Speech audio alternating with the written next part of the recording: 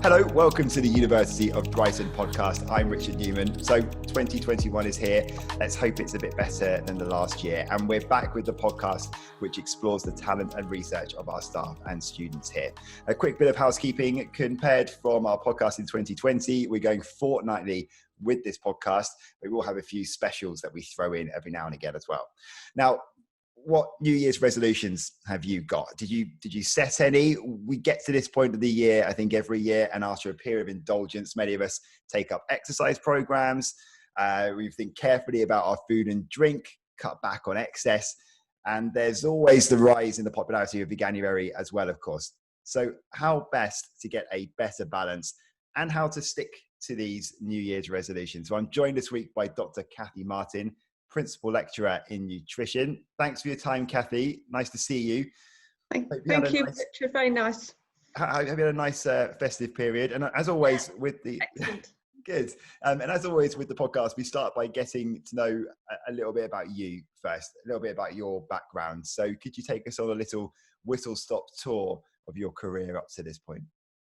Okay, well, I first, when I was much younger, I was actually a nurse, and I am a registered nurse by profession. So my whole working life has been in and around nursing and healthcare. But whenever I was nursing, didn't matter whether I was leading in ITU or acute care services or even in community services, I always believed that food and nutrition was really important. So I did quite an unusual thing at that time, was I went away and I did an undergraduate degree in physiology and then a master's degree in medical nutrition. So the desire to understand more about the relationship between ourselves and our food and why we eat and what we're eating, all those sorts of things has been quite significant throughout my working life. And more recently, of course, I'm involved with some national and international work with charitable organisations, and that's been fantastic. It's given me opportunities to engage with work in India, the Americas, Australia, and across this. So I'm quite an eclectic person. So I am a nurse at heart. I'm always a nurse at heart. Mm-hmm. You say you're always a nurse first? Yeah, I'm always a nurse first. Or I am also a registered nutritionist, but and those two roles are sort of very much come together for me. So they're very much two roles that I bring together. Well, this conversation will work very well then, because you can see it from lots of different angles. And how long have you worked at the university, Kathy? Far too long. I think I got my long service award. So right. a good long time I've been engaged with the University of Brighton and the University of Sussex, and of course the medical school as well, which crosses both campus. Right, we're going to talk a little bit about the course that you teach on and your research a bit later. We'll touch on that a bit later on. Let's get stuck into our conversation. So first then, New year, new you. We see it everywhere. We see it every year. It's the same cycle over and over again. We'll have the same conversations with our family and friends about the changes that we're going to make with our lives and how this is going to be the year that we become more healthier, all that kind of stuff. So we all know that then, I want to give some inspiration to people here as well, but we all sort of then just fall off the wagon a little bit. So how do we stick to realistic goals? Well, firstly, I think the most important thing is don't feel guilty for having enjoyed Christmas and maybe overindulged. I think as people, we need to have those moments in our life when we are enjoying ourselves and we are enjoying our food, and hopefully not too much of the alcohol, but by all means enjoy the odd glass or two of alcohol and socialise. We are very social in nature. So I think the first thing to always say is never feel guilty if you've had an indulgent Christmas. And I think this year in particular, it's been a very difficult year for a lot of people. And I want people to feel that they're going to start 2021 feeling more positive, having had at least a more positive end to the year than maybe they'd had earlier. So that's, I think, a number one thing, is never feel guilty. And then if you're going to make an effective lifestyle change, you really have to decide on what that change is. And there has to be something that's important to you. So don't do something just because your friends are, or your mates are, or your family think it'd be a good idea. It has to be a change that you want to do, and something that's going to be important for you as a person, because that's going to give you the motivation to stick with it, and to think about how you might make that change in your lifestyle. It's really useful when you're thinking to make a change in lifestyle to not only think about why you want to make the change. So what is it that you're trying to achieve? Do you want to lose a little bit more weight? you want to be a little bit more active? Is it a combination of both those things? And maybe consider what might be a barrier to some of the things that might stop you doing that. So there's no good trying to change things when you know that actually there are a lot of things that are going to stop you making that change, and very practical things, you know, resources, money, time. Okay, so be realistic about what sort of change you're going to be making, and then set really small and attainable steps. If you're thinking, for example, of losing weight, you didn't suddenly wake up on January the 1st overweight. This isn't something that happened just because you had an indulgent Christmas. This is something that will have been creeping up on you for possibly a period of time. So don't expect yourself to have dramatic weight loss very quickly. You know, a small weight loss over a longer period of time has always been shown to be more effective than people that make very dramatic changes. And I'm sure, as you've already said, we all know people who start January with great positive ideas, but by February, of course, they've fallen off the wagon, or they've had that meal that they weren't going to have, or they feel that they've cheated on their diet. So that in itself then becomes a bit of a vicious cycle. So I suppose the big thing is it has to be a change that you want to do. You have to think about why you want it, what might stop you doing it, and then break it down to really small but attainable steps that you can say, yeah, do you know, I have lost a pound this week, or I have walked another 1,000 steps today, or I did walk 2 more stops before the bus stop, or I did go to the gym with my friends and I enjoyed it. So really small things that you then look back on and chart your improvement. Do you think sometimes the problem is that it becomes like a more of a challenge rather than a goal? So you're part of this big challenge that other people are taking part in as well, your friends and family. So they go all in with one thing. So it might be all Veganuary, or it might be all dry January. And someone's just gone completely cold turkey, and you've completely changed your lifestyle in 24 hours, or you're trying to anyway. And that's why it's so difficult to stick to some of those goals. Maybe trying to find something which has a bit more of a better balance is probably the better way to go.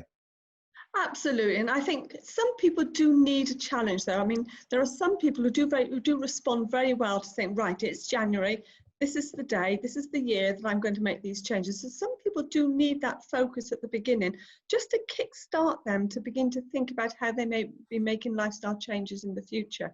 But for others, you're quite right. This sort of thing, oh, well, we'll do it in January. And it's almost as if I can do it in January and I don't need to do it in February or March or April or May, because I've done what I set out to do, which was to not drink during January or to not eat as much during January. But of course, those aren't really changing your lifestyle. They're just achieving a challenge. But I do think that there are some people who actually will respond to that challenge. They just need something to kickstart them into thinking along different ways. And so I think the secret really is once you've started whatever it is that you intended to do in January, as you're creeping up to February, think, okay, I've made a start on this change. I've done something. What am I going to do in February? How am I going to sustain it? So make yourself actively think about the next steps that you might want to take. So you make the decision that it's not just a January thing. Okay, although we need to accept that some people do like the challenge of just doing something very quick, very short, but I think in their hearts, they're probably not planning on sustaining it for any length of time. Do you think in general, maybe this pandemic has got some people into some bad habits, maybe more treats at home? You know, a lot of us, we can't go out and do what you've been used to doing for years. And so because of that, you kind of compensate with something at home, but you might, because you're at home, you might end up doing it more often. I think this year undoubtedly has changed all the ways in which we are living. I mean, it's been unprecedented, the sorts of things that we've had to overcome, from the first lockdown to the second lockdown and the tier system. So this year, I think, has been an exceptional year. And there is some evidence that's suggesting that there's been a greater purchasing of alcoholic drinks for in-house consumption. And we're all very aware that more people are baking, more people are cooking. And of course, as humans, we do have this tendency to use food, both when we're happy, but also when we're feeling distressed and anxious. So I think there will always be people who turn to food or turn to drink as a way of dealing with the stressors of their life. So I think you're quite right. This pandemic will have had an impact on the way people are actually living. And that might be added to by the slight overemphasis on possibly using takeaway meals, because of course we can't go out to restaurants unless you're having a sustainable meal or a substantial meal, I think they called it. And of course the whole phrase substantial meal implies that you've got to have something quite big to eat, you know, this whole concept of having that substantial meal if you're going to a pub. The emphasis on takeaways, you know, a lot of restaurants and a lot of the existing fast food chains, but a lot of restaurants have shifted to takeaways as a means of surviving the COVID-19 pandemic and the restrictions on them being able to open to the public. So I think this year has been a particularly interesting year in how those external factors have shifted our behaviours. And of course, the other thing that's happened is that so many of us are working from home now. We're sitting in front of a computer or a laptop, and we're maybe not walking so much. And I was only saying to some colleagues the other day that I was horrified one day when I looked at my step counter, and I'd only done 365 steps from normally doing at least 3,000 to 5,000 steps in a day. It had plummeted to 365. So I think that whole way in which we're working has had a potential impact. So possibly we have got into more bad habits. And then maybe what we need to do is to be more proactive and more positive in the ways we shift our new way of working to sustain our healthier living. It works the other way, I guess, as well, though, that because we've been at home so much more, maybe people that haven't been, that, you know, maybe they didn't cook that much before, maybe more people have learned to cook, better structure in terms of meal planning, making sure there is a bit more of a balanced diet throughout the week, and you know, things are well planned. The fact that we've had more time to do that, more people might be in that situation too, and actually be living a bit more of a healthier life rather than, you know, maybe getting in from work late and shoving something in the oven or something. Absolutely. I think for some people, this has been a wonderful opportunity, both to cook as a family, but cook as a group, using the resources that they have. But of course, there's also another side to that, in as much as there's a lot of people who, what COVID-19 has demonstrated is the level of food insecurity and food poverty.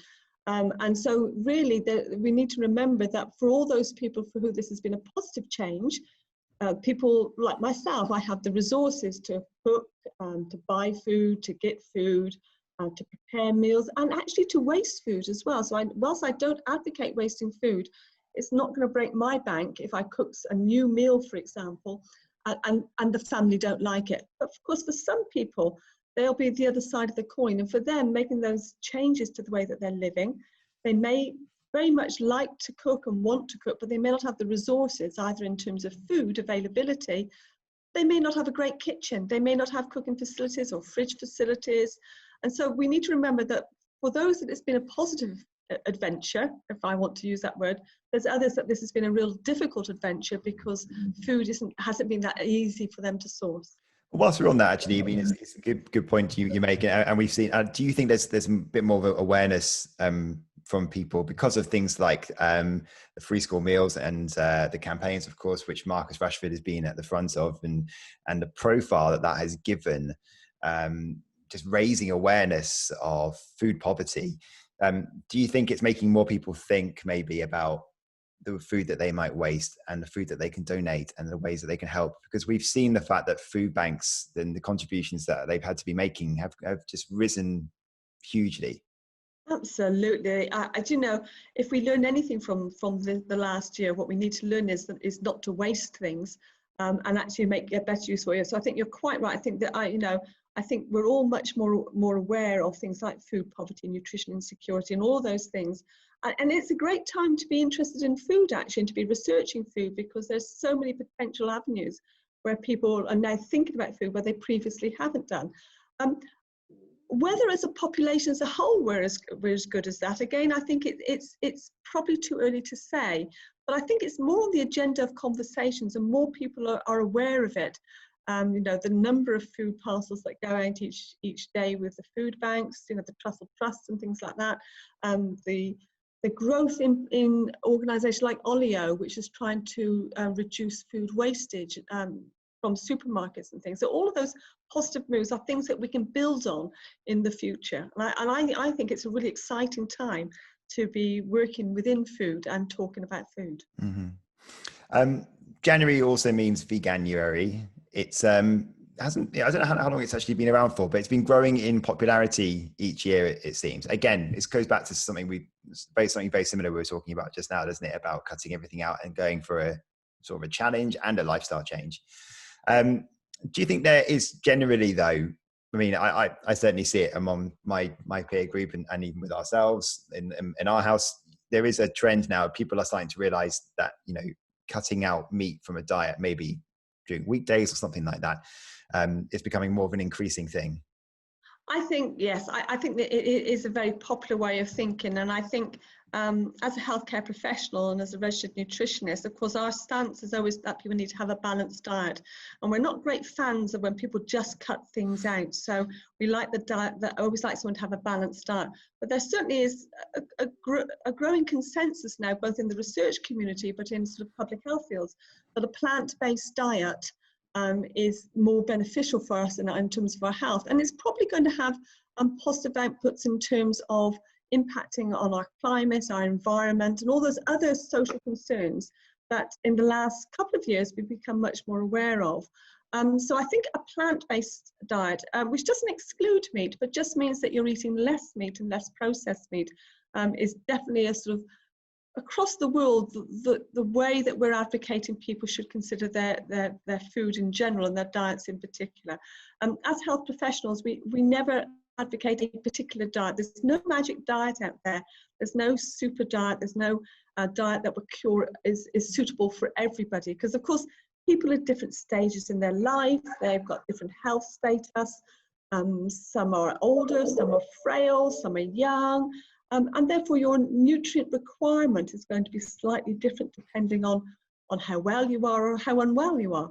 And so to just say that one form of diet is going to be the best diet is a little narrow thinking, and I think we need to be a bit more broader in our understanding about food more generally. So but definitely I think everyone advocates a more plant-based diet with plenty of fruits and vegetables, plenty of nuts and legumes, and seeds, but that doesn't mean people have to exclude meat if they're particularly fond of meat. But likewise, it doesn't mean that people have to eat meat either. So if people want to make a lifestyle change and don't want to eat meat, they can have a healthy, balanced diet without. Yeah, because this is one of the things that, especially a lot of people might throw out as a counter argument to, or just to vegans, basically, to being a vegan. In this month, you hear it again. It's the same recycled stuff we hear every single year, isn't it? When someone says, well, how can you be getting everything you need if you don't eat meat? Surely you're not getting all the nutrients you need. Can you sort of quash that, or is there some element to it? There is some element to it. So people are often concerned about things like cleaning, but actually if you've got a balanced diet, and certainly if you look at all the recommendations across the world, whether they're in a plate format or a pyramid format, what you'll see is the food arranged in different food groups, and some of those food groups will refer to protein containing foods, and that tends to be things like meat, but of course it always says meat or meat alternatives. So we've known for a long time that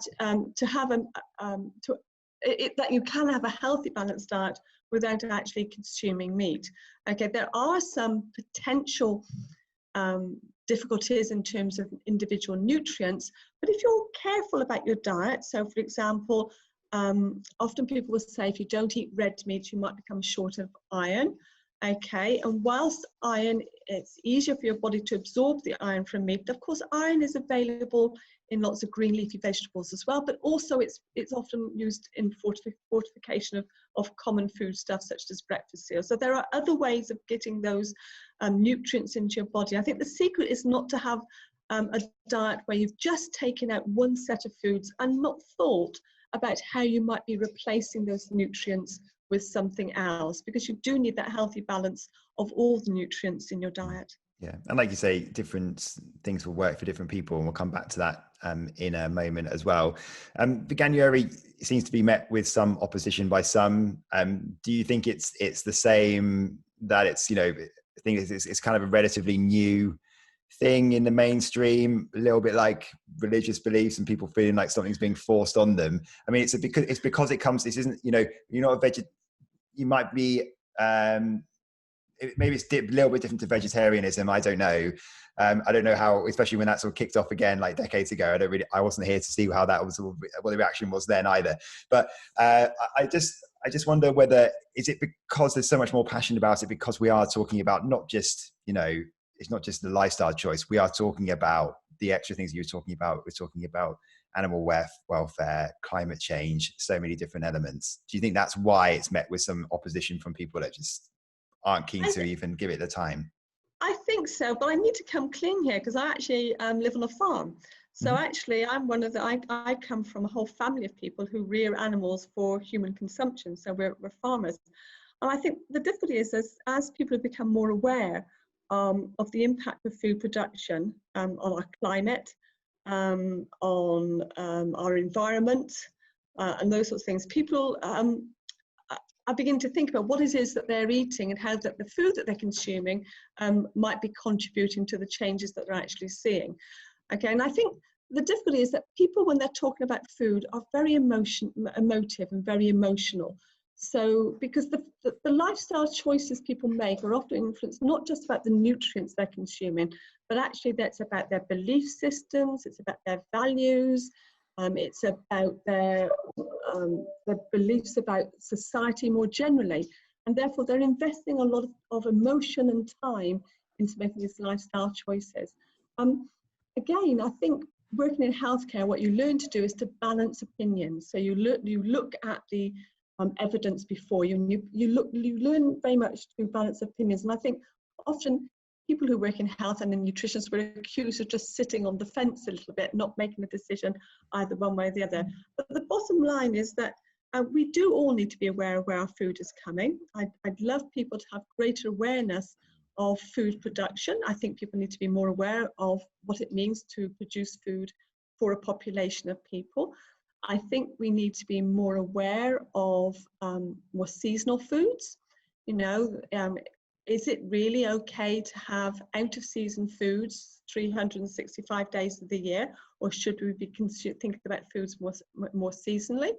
I do believe we should be thinking about foods more locally, so that when we're actually a little bit more aware of where our food has come from. So is it actually okay for somebody in Africa to be growing food solely for the consumption of us here in England, or should we be much more altruistic and think, well, actually, you know, we need to have a broader view of food? So I think we're now embarking on a period of time when we're having some really difficult conversations about food, how it's produced, and how it's marketed to us, and the foods we're actually consuming. So I think we're in for some interesting conversations, and there's always a lot of emotion whenever you start talking about food. Yeah, but people do care a bit more about like where their food's coming from, don't they? From, you know, field to fork, basically. Yeah. And not to make myself sound too righteous here, we made a decision about 2 years ago not to buy any meat from a supermarket. That we were gonna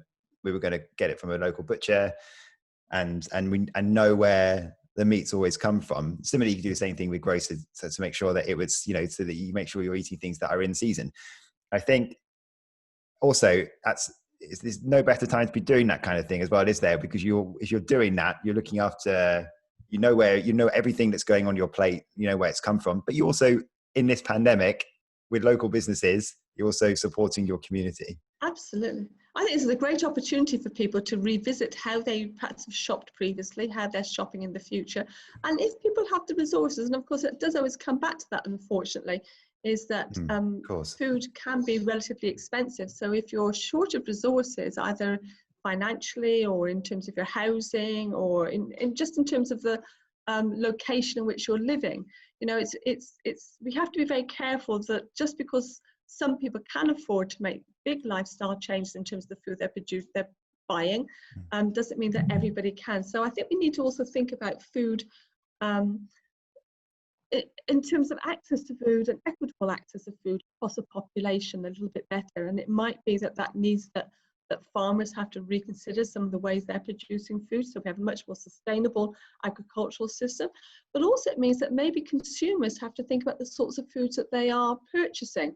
And of course, right in the middle, we have all the big supermarkets and the big supermarket chains, and maybe they need to develop ways and think about their role, both in the sort of main providers of food, okay, but also the messages that they're sort of sending to people in terms of what they're encouraging people to buy. So I think we need some really good conversations between producers, suppliers, consumers to really get a balanced view and a balanced understanding that's of benefits for the majority of our population. That conversation may be further confused by Brexit, but we're not going to come on to that yet with rising food prices and stuff. Let's not talk Brexit. Let's not talk Brexit. Yeah, I'm okay. I'm with you on that. A recent study by University of Glasgow actually claims that pescatarians are less likely to develop heart disease compared to meat eaters and vegetarians. So looked at a study over 8 years using a lot of data. What do you think? Do you subscribe to a similar argument? I think undoubtedly, I think for a long time now, we've been advocating that people should have more fish in their diet, okay, and particularly oily fish. And I think that's a well-known and well-trodden argument. The study in Glasgow is really interesting because it was comparing pescatarian diets with vegetarian diets, and so it was really trying to give it a little bit more detail.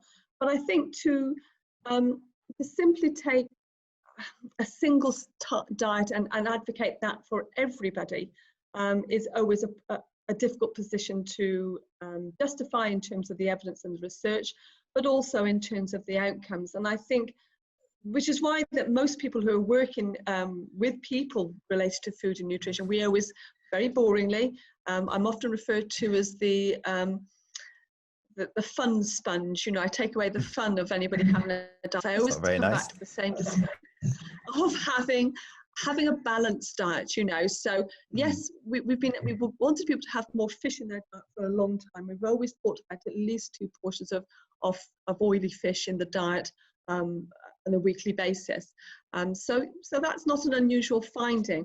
Whether that can be translated into a diet for a whole population is another question again, because there's too many variables and too many other factors that you would have to take into consideration.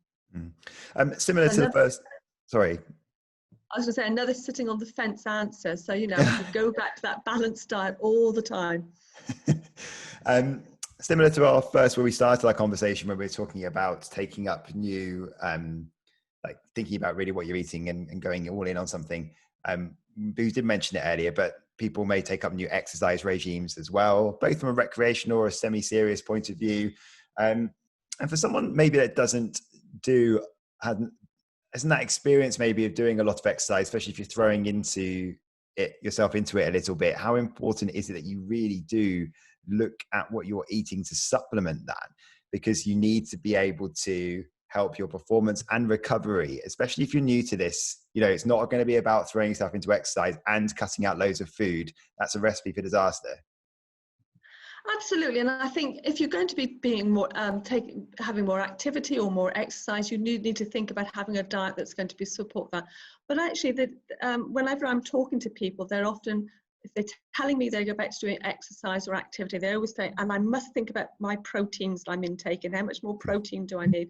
The reality is that unless you're an elite athlete, in which case you would have really good nutrition support, or what I call a serious sportsman. So this is somebody who really, maybe he's not at the elite level, but is training hard and regularly taking part in exercises.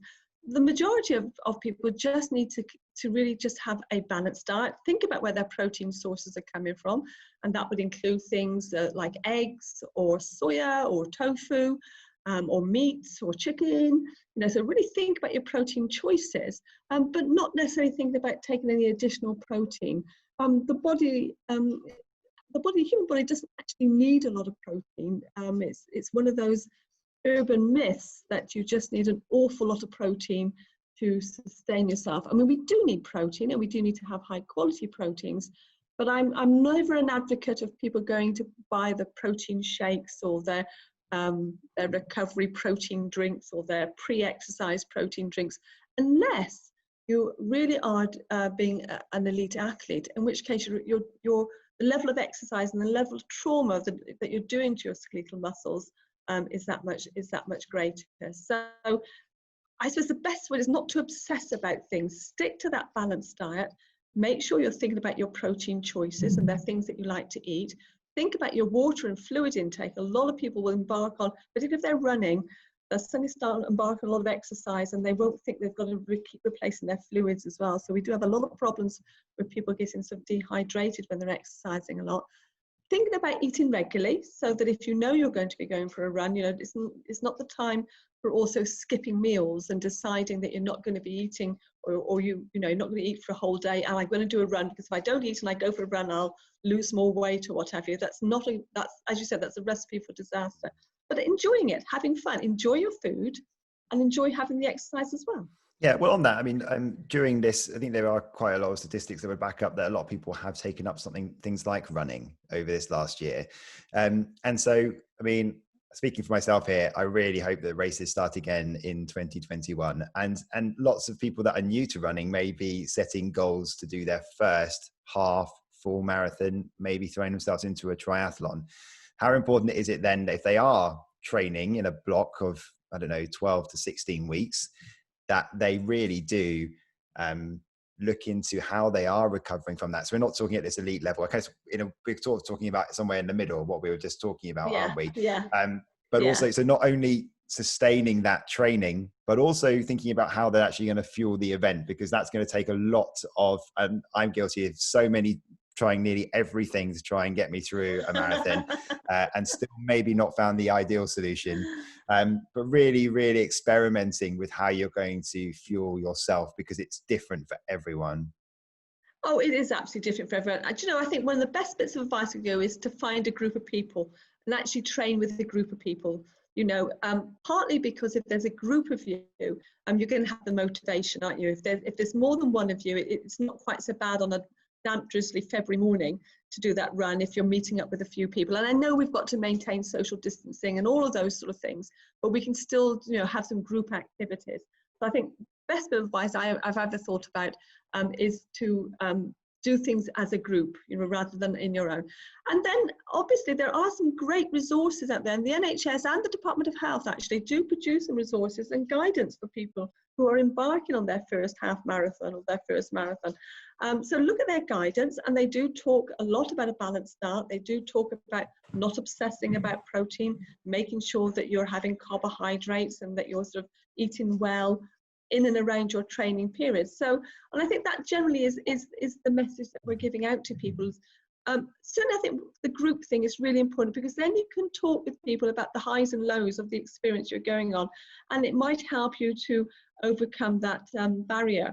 I can remember a few years ago when I did my first 26-mile walk, I used to do all the sort of moon walks and all those sorts of things. And I remember the first time I did it, and I trained all over the South Downs. I walked for hours as a group. What I didn't do was, which I, in hindsight, should have done, should have been trained in Brighton, because of course most of the moonwalks, etc., are done in towns.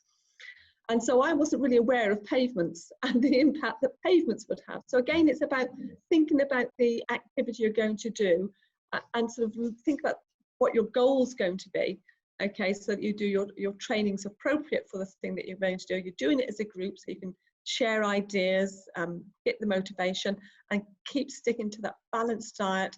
You might need to increase your protein a little bit, but do it with an egg or just some tofu or some soya. Don't buy the protein shakes so much. Okay. Going back to your work here, Kathy, I'm interested to hear about some of your research interests, some of the things that you focus on. Can you tell us a little bit about what you like to work on? And I'm especially interested to hear about some of the bits you've done with dementia. Okay, well, I'm quite an eclectic person when it comes to research. So at the moment, for example, we're doing a lot of what we call service improvement programs. So this is research or action research type methodologies where we're looking to improve patient outcomes. And in particular, we're looking at the nutritional care of patients in hospitals. So we're doing a lot of work at the moment to improve patient outcomes. And that's because we do know that going into hospital, has a particular consequence, and there's quite a high level of malnutrition. That's not a new statistics. It's a very old statistic, actually. It's been around since the 1950s. We know about a third of the people in our care in hospitals are undernourished or at risk of malnutrition. So it's about making sure that they have the appropriate food to help them both with their recovery. And I think COVID-19 has highlighted that as well.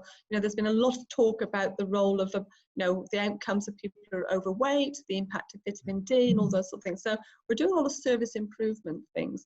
At the moment, it's looking at secondary care, which is hospital care, but we're going to be looking at nursing home and care homes as well, because that's another very high risk group, very frail.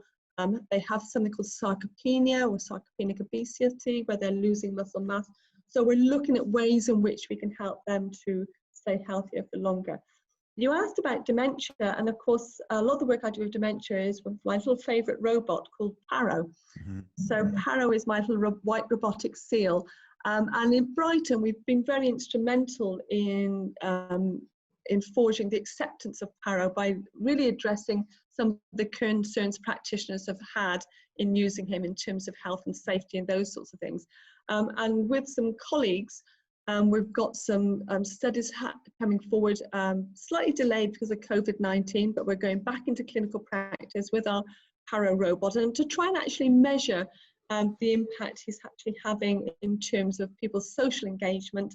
And this often includes things around food as well. So the relationship between being socially engaged and eating food, particularly if you have dementia, are really quite significant, because if you are engaged, able to communicate better, then then that often can translate in eating a little bit more, being a little bit calmer, and not having to have medications to regulate anxiety and those sorts of things. So there's some really interesting stuff happening out there. So most of my work at the moment is actually around people who are requiring our support and care. Yeah, a lot of people may not know about Paro, the robot. Can you tell us a little bit, for those that don't know, can you sort of explain a little bit about that? Paro. Well, Paro is an amazing thing, really. Paro is a little white robotic harp seal, and he was developed in Japan. Japan have quite a strong culture of what we call companion animals or companion pets, which are not really, to keep them company.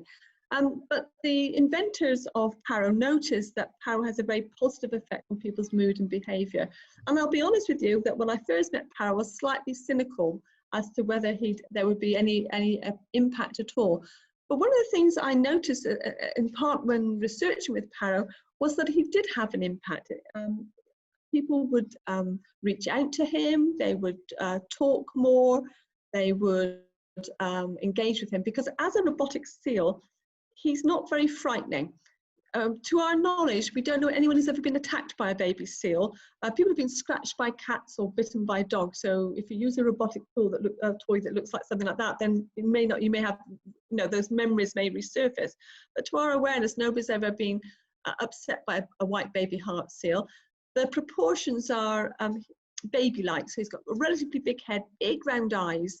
Okay, he weighs about the same as a baby, so there's lots of tactile reasons. He responds to sound and touch, and he makes a mewing sound. A few people dislike it. I do have a colleague actually who really dislikes the sound of Paro, but a lot of people find him really engaging. And if you turn him on, people will start talking. They will start communicating. So he's been used a lot with people with dementia to help regulate anxiety and fear. He's been used with children undergoing chemotherapy, as a sort of, again, relieving stress, children with autism. So there's an ever-increasing body of knowledge about how you can use Paro in a therapeutic way, not as a toy, but as a therapeutic way to help in the management of distress with individuals. It's a great little thing, actually, and you can see videos of him all over the internet if you're interested. Yeah.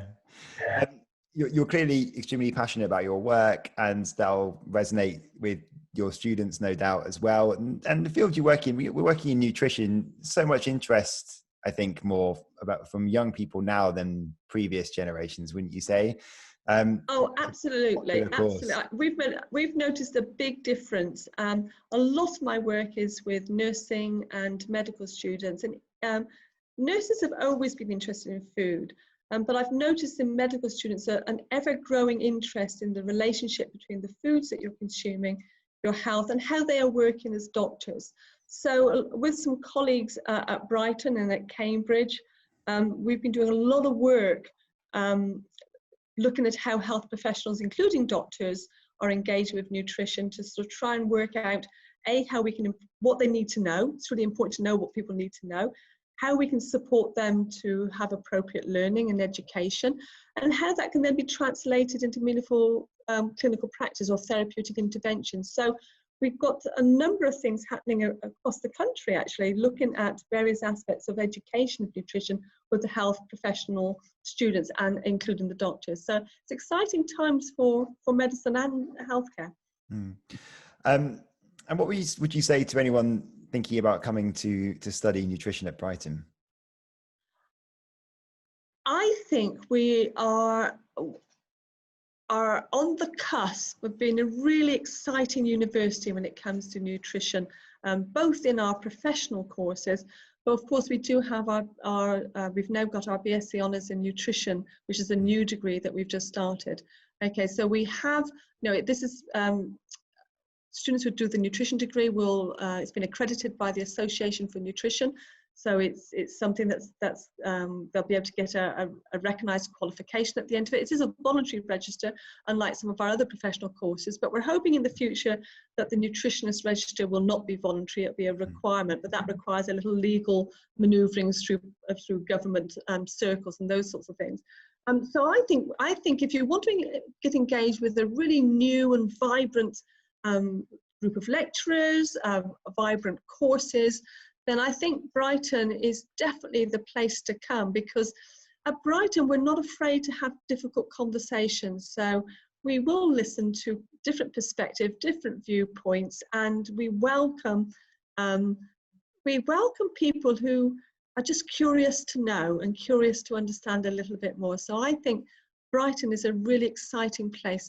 We also have a tremendously exciting third sector provision, so a lot of voluntary provision of related to food and well-being, both in Brighton itself, but in the surrounding towns and countryside. So it's a really exciting third sector projects running, which engage food and mental well-being, food and in terms of poverty, trying to tackle those issues about poverty and food poverty and nutrition inequality. So I think Brighton's a really exciting place to come and study. Great. At the end of each podcast, Kathy, we ask each guest the same questions, same to every guest. So I'm just going to rattle through them, just a bit of a quick fire round, really. So first one, what advice would you give to your younger self? Be more courageous. Okay, I think as a young person, opportunities are out there. Okay, so as a young person, if I was young again now, I'd be more courageous, and I would make better use of the opportunities that present themselves. So just to be more courageous. Mm-hmm. If you could study any other course at Brighton, what might that be?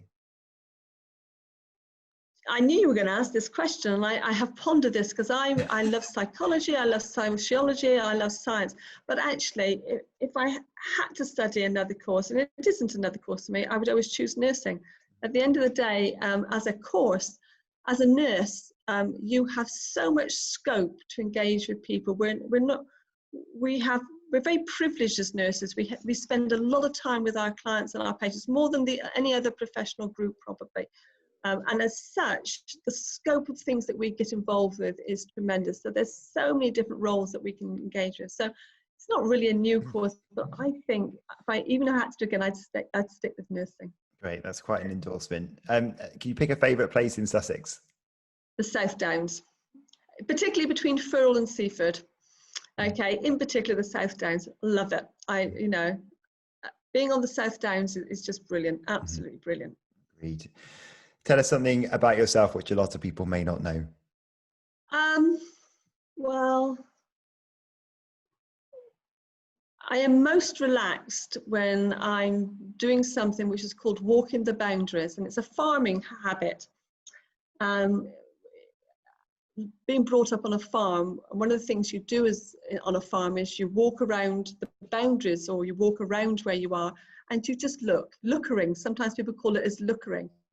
And you're looking at the animals you're caring for, you're looking at the soil, you're looking at the trees, you're looking at the environment, you're looking at the species, the wild animals. And in particular, at my family's farm, which is in the Forest of Dean, overlooking the River Severn. And I reckon that that there is the best views ever from a high hill looking down over to the River Severn. So that's when I am my most relaxed, when I am just on my own walking the boundary. Great. And finally, if you could invite 3 people to dinner, excluding family, so your ideal fantasy dinner guests, past or present, who would they be and why? Wow, I thought about this as well. Firstly, I'd have somebody called Elsie Widdowson. Elsie Widdowson was a dietitian and nutritionist, and she was really important for the government mandated addition of vitamins to food and wartime rationing in World War II. So she's an amazing woman, and from her there's a Widdowson lab up in Cambridge.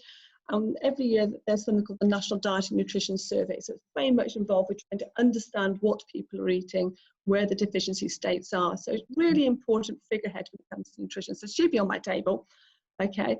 I then have a chap called Thomas Davis. This is way back in history now, 1794. He wrote a report for the Board of Agricultural and International Improvements. And what he was doing, he was describing how food is being produced and the relevance of food production for a population. And if you read his work, some of the things that he was saying are very resonate with today and what we're thinking about today.